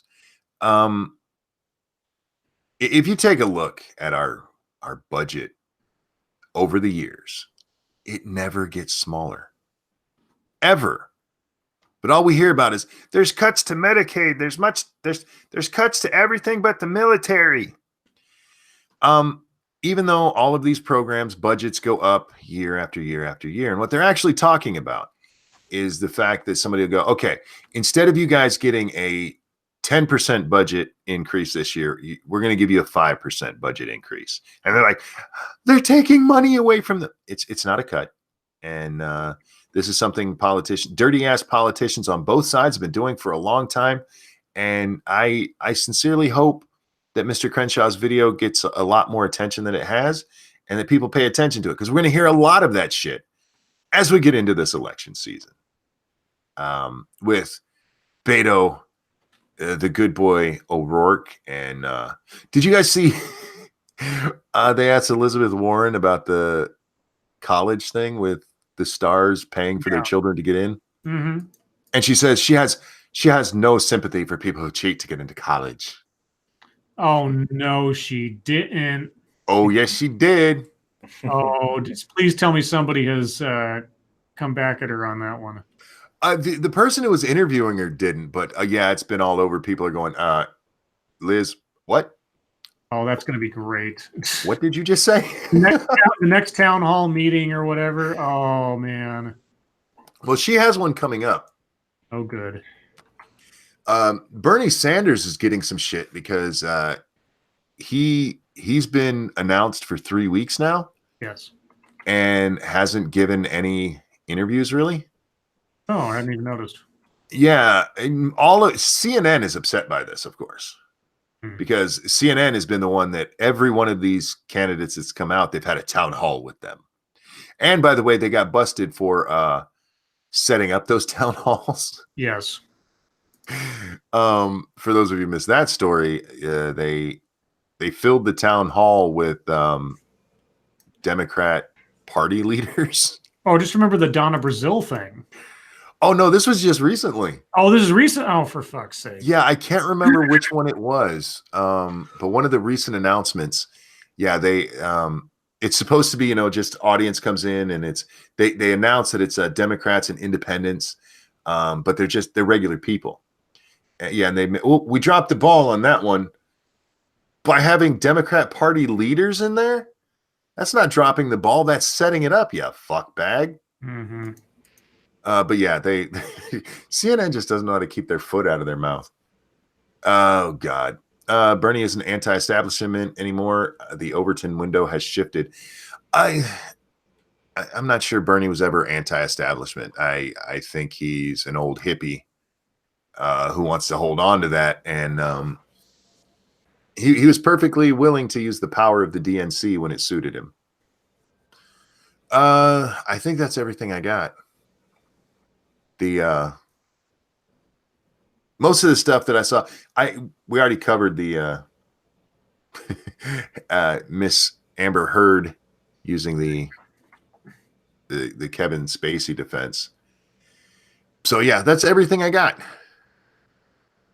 So with that, we still have, you know what? We haven't been able to get to all the questions the last several shows. So guys, we're going to turn, unless you guys have a deep topic you want to go into real fast. Deep topic of going too fast? Yes. I think you've missed the function of a deep topic. You can be deep and fast. Ask my wife. Hi-oh, I have.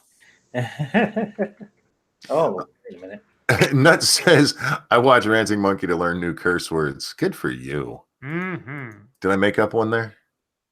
Yeah. Guys, questions, comments, concerns, throw them into the chat now. We'll do our best to answer them and respond.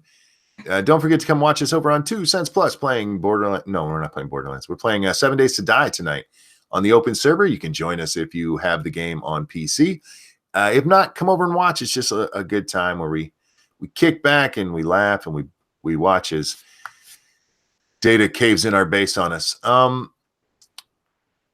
Jenna P says Sassy should think before crib purchase ? She was talking to me about the crib that I had because it turns into a toddler bed, and then after that it just turns into a regular bed because it's like, it's like so you don't have to like buy, one. You could just kind of like transform it as your kid grows. But she was saying I should get a regular one in preparation for number 2. And I'm like, girl, you way ahead of me. I ain't no number 2s. And you tripping, girl. But I that is noted, and I will consider that. But yeah, for now, ain't no number 2s planned. Let's see, Monkey. Why don't you and Lady Monkey move to a new house, one without stairs, better internet, and closer to Little Bud? It's something we've discussed, but it's not something in the immediate future. Plus, anywhere we move, we're going to be moving further away from Pumpkin. So that's yes, I would love to be closer to Little Bud, but my ideal is to just have a giant house they all live in with me, so I can see them when I need to. Brian asks, how do I get rid of AIDS? Die. Or get that gene therapy. Move to London. That's where they've had 2 or 3 cases they've cured. 2, I think, so far. There was the Berlin case, and now there's one been in London, I think it was. Yeah, so get in the EU. The EU cures AIDS, y'all. Sorry about the die joke. Monkey, define your level of immaturity. Found out. See the last question. Right. Look, I am very immature. I laugh at a lot of stuff. My son, when he was 15, looked at me and went, God, you're a giant child. And it's true. I am. I like laughter. And sorry, a lot of things that are fun to laugh at are the most juvenile. And I'm okay with that. Monkey, favorite author.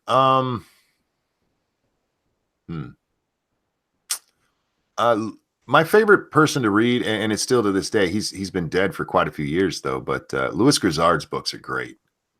He used to be a columnist for several papers, and he wrote several books with really silly titles, and they're autobiography / humor. And yeah, they're really funny. I miss him. Anti-establishment dysenteryism. Faithless. Dysentery. The hell are you talking about? Dysentery? That's what you die of an Oregon Trail. That'll make you shit your butt out. Let's see. God damn it. Why does chat jump? I hate YouTube. Fix your shit. Where the hell were the there we are. What books do you like to read? I don't read fiction much anymore. I prefer nonfiction these days, but not necessarily like boring life stories or shit like that. I like humor. Gentlemen? True crime and some different genres of fiction, whether it be like a little bit of sci-fi or a little bit of horror. It's Satsu. Game Informer. Fair enough. Game Informer. Stephen asks, have you 3 rated Lords of the Night 10/10 on IMDb? I almost said it wrong when I'm reading it, for fuck's sake. Wow. I have not. What books do you read again? Shut up. If the right to abortion means having to fund them too, then doesn't the Second Amendment mean the government has to give us free guns? Maybe not give you free guns, but they should have to give some kind of funding to any place that sells them. Yeah, they would have to fund places that sell them. Yeah. Yeah. By the way, I mean, Planned Parenthood sells abortions. They don't give them out. Right, they ain't just handing them bitches out. Yeah, that's a money service, guys. What would be the best way to decentralize the internet, in your opinion? Ooh. Decentralize it? Well, everybody would have to be able to hold in their own household effectively a hub, basically. I don't know, or start making city-specific hubs that are sort of like public property utility type stuff, I guess. I don't know. I don't think it needs to be decentralized. I think it should be run from here in the U.S. Mm-hmm. Frankly, I don't trust like the EU with it or anyone else. And when you look at how well the UN functions, and then ask, do you really want that kind of shit show over the internet? Lords of the Night, are you happy that there's no Lords of the Night / fiction? No matter what answer we give to that question, / fiction will be written. I'm not really sure what / fiction is.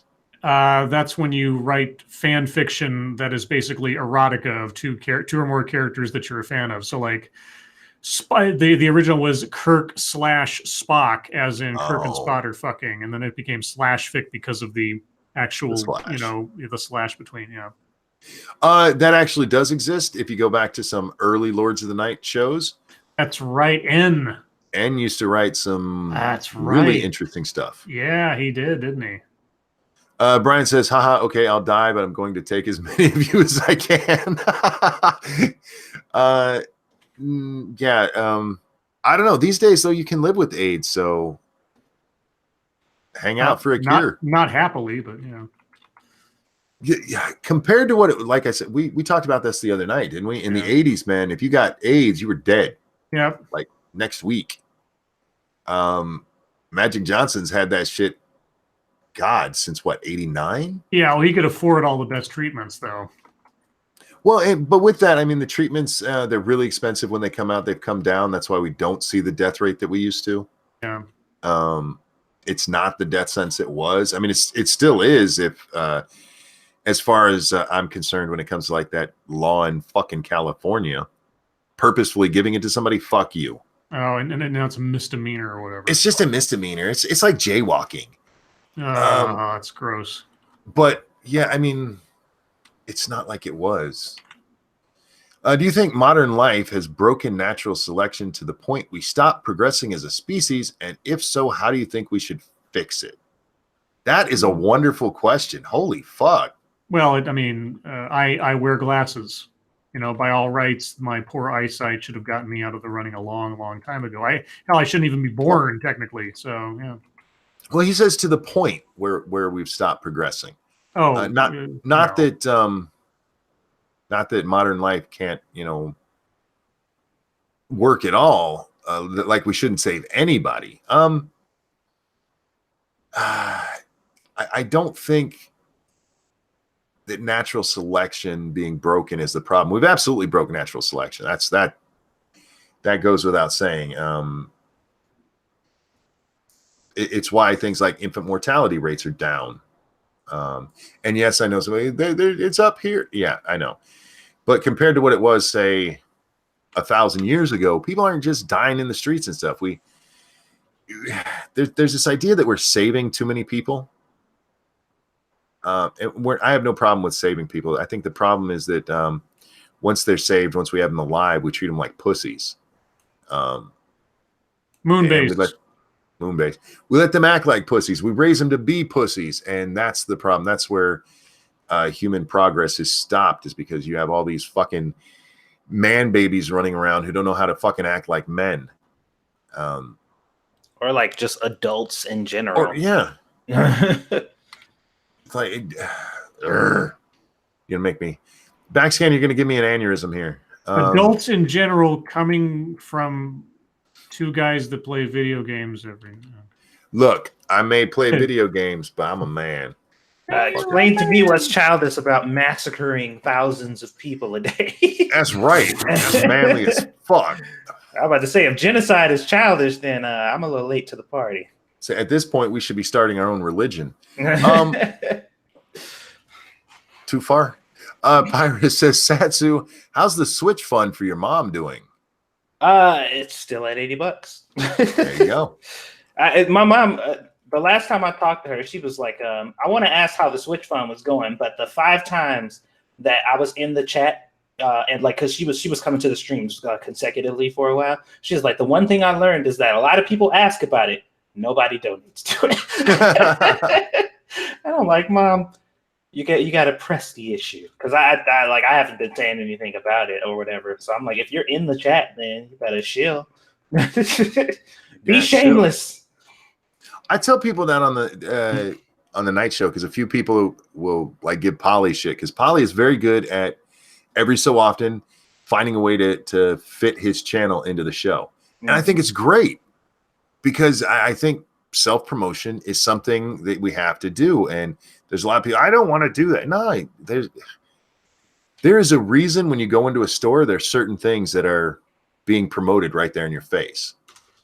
And it's because doing that works. Mm-hmm. And thank you to everyone who did who did donate. I'm not diminishing your donations or anything. I'm just, she just said like she was in the chat and she would see people ask, and that was it. They would just ask. She just wants that Switch. She's like, where's my Switch? Have you thought about getting a safety harness that can stop you from falling downstairs, like climb wall use? If you're talking about like climbing gear kind of stuff, no. I saw so many people tweet me the picture of the chair things, the chair lifts. I just need to be smarter about going down the stairs. My left leg just went out from under me. I started to fall. I tried to catch myself because I was holding the rail, but the rail's on my right side. And I held it long enough for it to spin my body, and then my hand let go, and I just right against the wall at the bottom of the stairs. I'm not sure a safety harness, how that would work in that situation.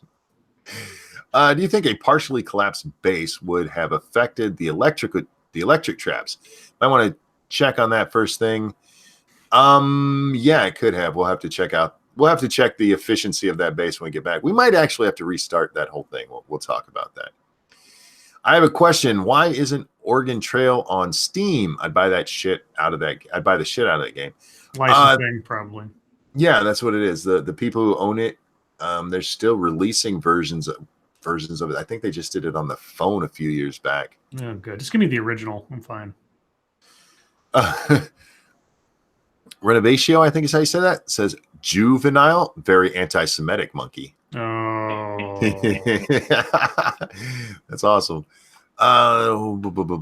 Use your mouse wheel on the chat, monkey. I am using my mouse wheel. What are you talking about?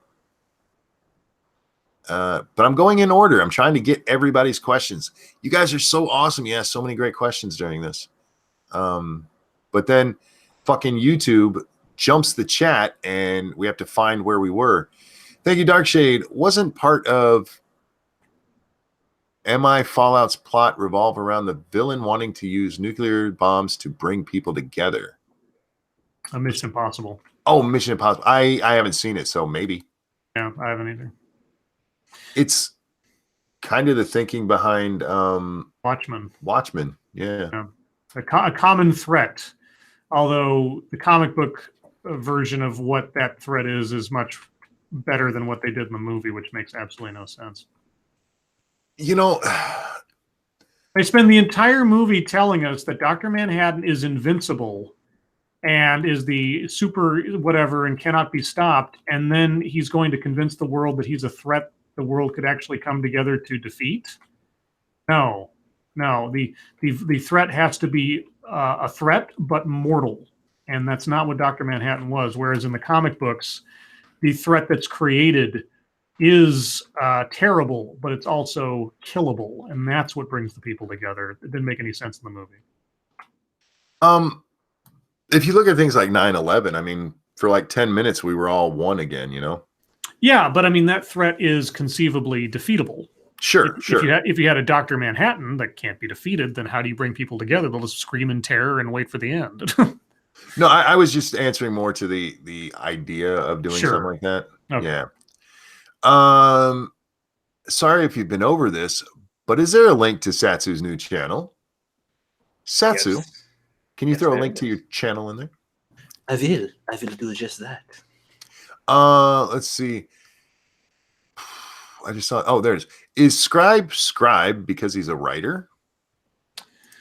Well, I mean, it fits in sort of a retroactive way. I mean, the name is just the brand name of the CD drive that was on my computer at the time, Light Scribe. I just flipped the words around, but given that I'm an English major, it's not completely inappropriate. And I don't write as much as I used to in the realm of like stories and things, but as far as like scripting videos, oh, I do that all the time now. Gorbang Goes Camping. That is a nice name. Says, I read fantasy sci-fi to escape real life. I watch you assholes when I want real shit. I'm not sure how Real to, shit. I'm not Thanks, sure how to dude. take that. Wow, we are true manure over here. Yeah, we're assholes and we got shit. Oh. Let's see. Steven says, I trust the EU implicitly. Yeah, no shit, right? Scribe, Monkey, and Satsu, would you be interested in watching Kiss Kiss Bang Bang with my movie group on Saturday, 7 p.m., and possibly join us for discussion Sunday at 7? What is Kiss Kiss Bang Bang? Kiss Kiss It's a Bang movie. Bang. It's a Robert Downey Jr. Val Kilmer movie directed by Shane Black, who was the I Want a Little Pussy, I Want a Little Pussy guy in Predator, and also directed Predator 2 and directed Iron Man 3. It's an excellent, excellent film. It's a comedy noir mystery movie, and it's not talked about as much as it should be. I love that film. I will not be available Saturday because I will be here doing this show.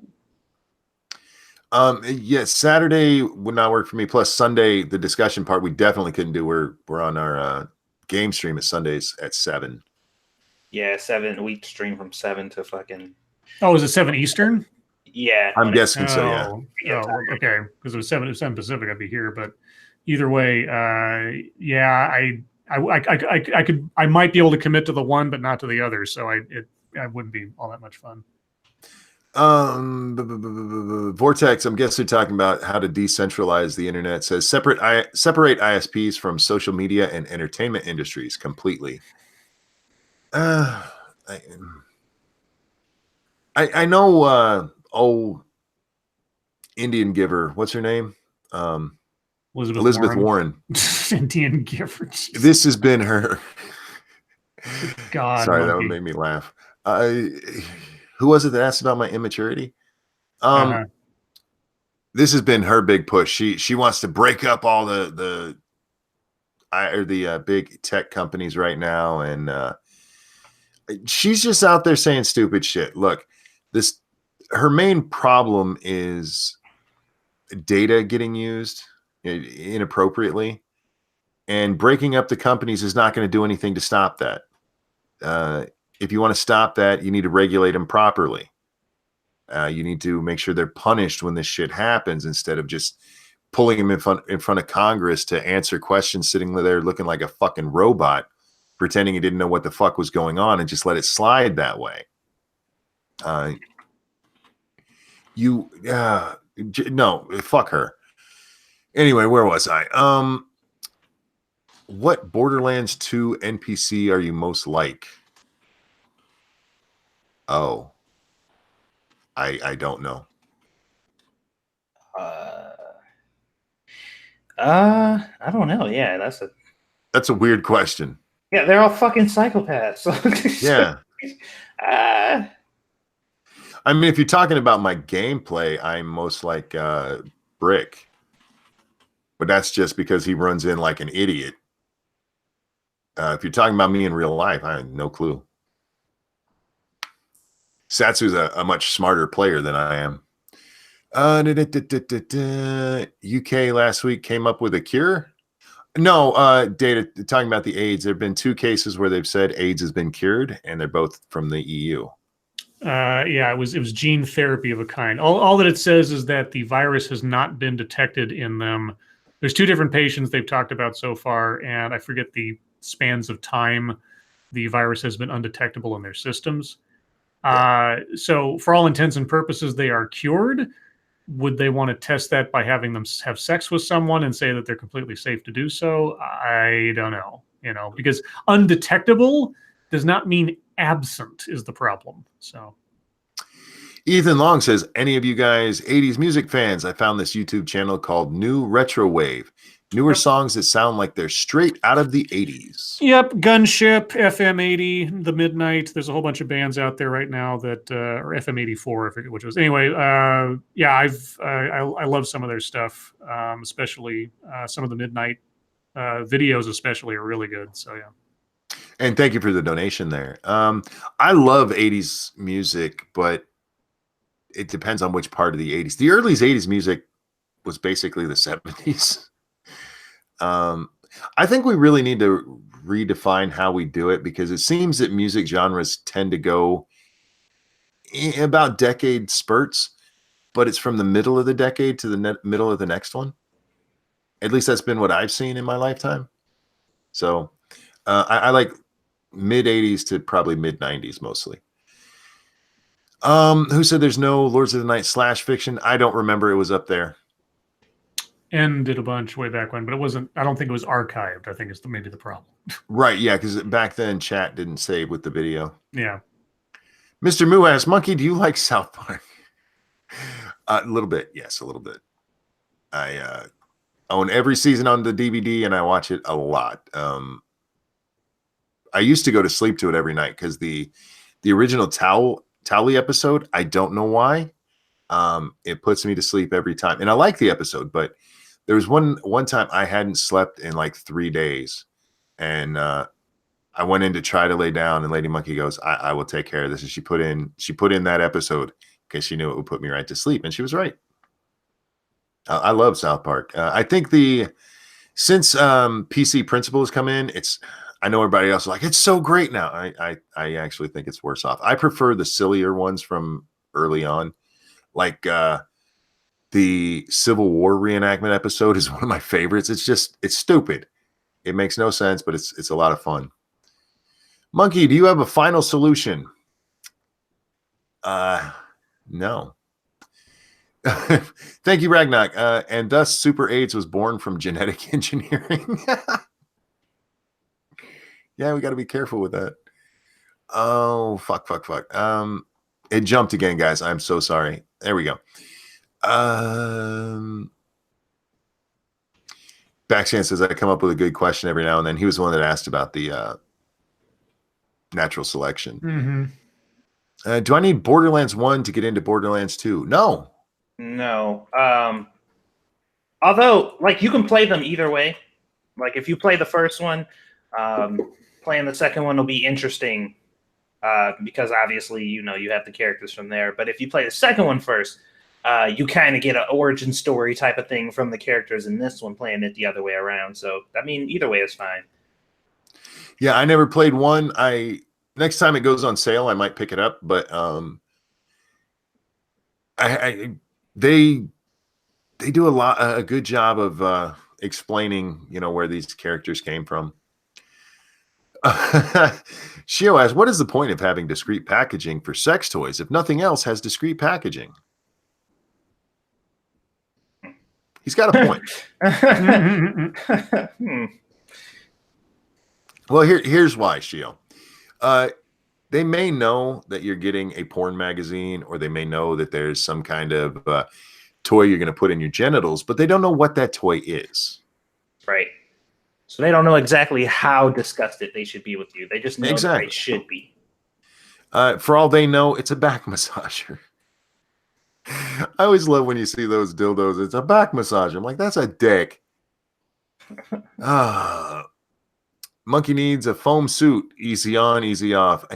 Monkey needs to listen to his wife and go down the stairs on his ass like a child instead of trying to walk down them. Citron says, get a stair chair, you fool. Yeah, I don't need it. Like I said, I just need to listen.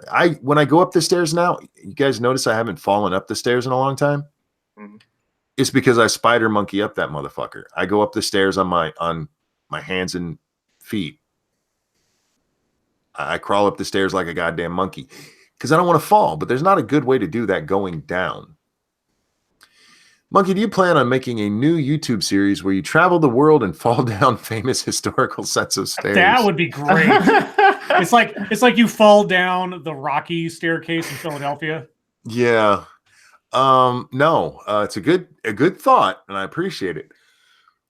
But no. There's no such thing as a good thought. It depends. Does she put out? Well, that's kind of a requirement. She's a thought. Not always, man. Most of them are dick teasers. I mean, real thoughts. Is it cultural appropriate? Is it cultural appropriation to sell St. Patrick's Day cookies? Is it more cultural appropriating if you buy them? Are you Irish? If you're Irish, then no on either way. If not, St. Patrick's Day is a day celebrating the Irish, and they don't give a fuck about cultural appropriation. So do what you want. You say what you want about the Irish, but they're not generally thin-skinned pussies. You're thinking of the Germans. Do you think the EU will eventually give Britain a mutually beneficial deal? And if not, do you think they'll be able to negotiate U.S. support in a no-deal scenario? No, I don't think they're going to be able to get a mutually beneficial deal because basically the EU wants England to be EU light, basically bound by all the same stuff they were when they were in the EU, but not a member anymore. As far as if they go no deal, Donald Trump has already said, look, if you go no deal, we will do whatever we can to help you out. So yeah, the U.S. will support them, and I think that's what the UK needs to do. Tell them to get fucked and bring their stuff over here. Let's see. Scribe Light, the brain alien destroying New York would not stop Russia from their war effort. Why is that? No. The whole purpose behind the brain alien thing is that it landed in New York. It killed off 500,000 people in one psychic burst, and then it died. And so you had this giant alien species that could do massive damage to anything on Earth, but it was mortal. And so the logic of the book was then with this greater threat that posed disaster to every nation on the planet, that brought all the nations together to work together to try to defend themselves against this possible invading alien force. That is what made that work. In the movie, yeah, Dr. Manhattan being the threat isn't an undefeatable force. He is played up throughout the entire thing as being practically the immortal godlike figure he is. That would not unite the nations together against this common threat, because they would know there's no way to stop it. And so the logic of the movie didn't make any. And again, it's a comic book. It's comic book logic, but even in that case, the movie logic did not wash with me. Guys, I'm still so far behind. We only have 7 minutes. I'm gonna do my best to knock these out. If you had to eat one non-standard food animal, what would it be, gentlemen? Sorry, what was that again? Food animal? One non-standard food animal. If I had to? Yep. Crocodile? That's pretty standard in some places. Not where I am. I don't know.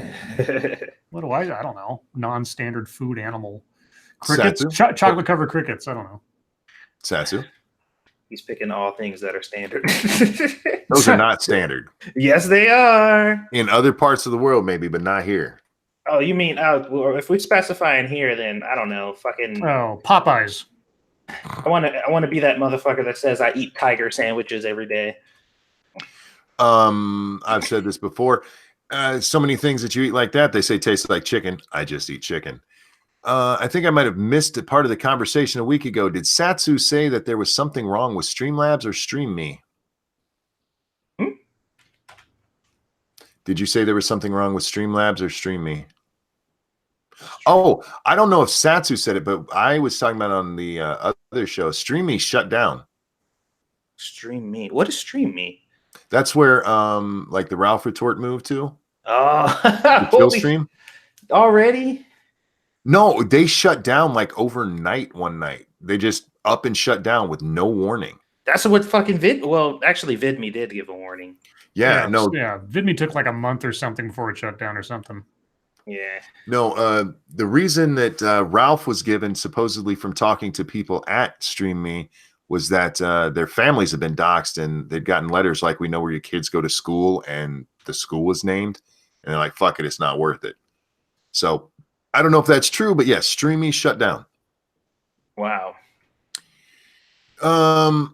That's not us. Scribe Light, how strong do you like your Jack and Dr. Pepper? I usually pour 4 ounces. What, the Jack? Well, anyway, I take one of those mini cans of Dr. Pepper.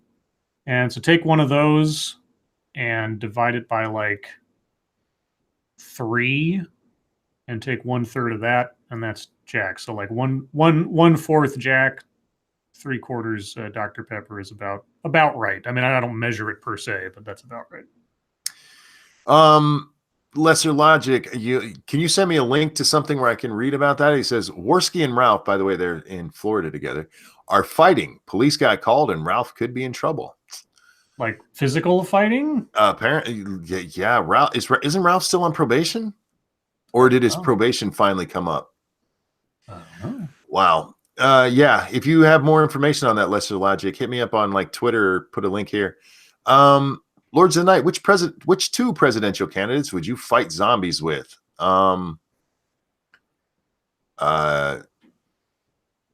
Bernie and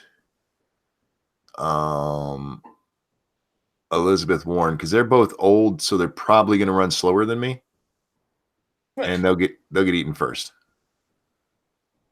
Monkey, those are really bad choices. Especially for that reason, because you're still crippled, sir. Yes, but I can get away. I will just trip them. They'll be down. What'll happen? I'll trip Bernie, right? And the zombies will start eating him. And then Elizabeth Warren will start trying to do some voodoo Indian magic. And while she's doing that, I'm going to run away. And then while she's getting eaten, I'm going to hide. Scribe. I fight zombies with? Yeah.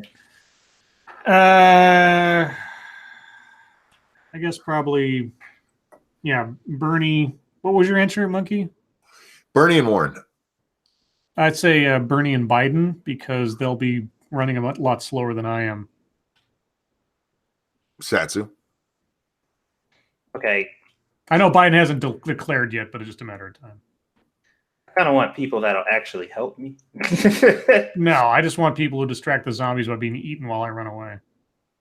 If you want somebody to help you, you got to go with Booker. I mean, this is the guy who ran into a burning building. Exactly. You ran into a burning building, so yeah, Booker.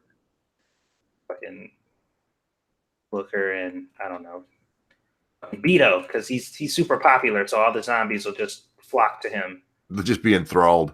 Yeah. Oh, damn. Chat jumped in. God damn, you guys have put a lot of stuff in here. I love you guys. When will we have a modern day Teddy Roosevelt? We won't. No. He'll be too controversial. He'll be too, I mean, the closest you might have gotten to that in attitude at a time was probably John McCain, kind of ish. But no, you're not going to have anybody who's going to be palatable to the majority who's a Teddy Roosevelt these days without a massive shift in our culture. You just don't have any politicians. Like, they might say the buck stops here, and then when something happens, they're like, "Oh, that wasn't me. Yeah, exactly. That was him." How low do you think the left will go to beat Trump next year? Do you think they would try to assassinate him and blame a crazy lone gunman? If I let my conspiratorial mind go, I could see that happening. Not necessarily. It wouldn't be the left. It would be the deep state. Do I really think that's something that's possible? No. I think they'll just try to roll around in the dirt. I feel like they could probably have the potential to do something because, like, from the reaction of what's been going on from the first election, and then the way that they've been acting during, because it is acceptable, like socially acceptable, to beat the shit out of people who support him in public. So, I mean, I don't know. I'd like to think that would not be true, but I don't know. Okay, guys, that's the end. I'm sorry. There's still several questions we didn't get to. Man, the engagement on this channel is amazing. You guys are fucking awesome, and I love you. Thank you so much for the donations. I am humbled by your generosity, but I'm equally as humbled by you guys showing up and talking with us and sharing the streams and liking our shit. You guys fucking rock. Best audience in the world, and I will bite anyone who says differently. Don't forget to come watch us over on 2 Cents Plus, playing 7 Days to Die on the open server. If you want to play and you have it on PC, check out the Discord. The information's in there. If not, just come over and watch. Hang out with us. It's always a good time. Scribe, Satsu, thank you guys so much for joining me. Everybody, your lives make us sad. We'll see you next time. Bye, guys. Hey guys.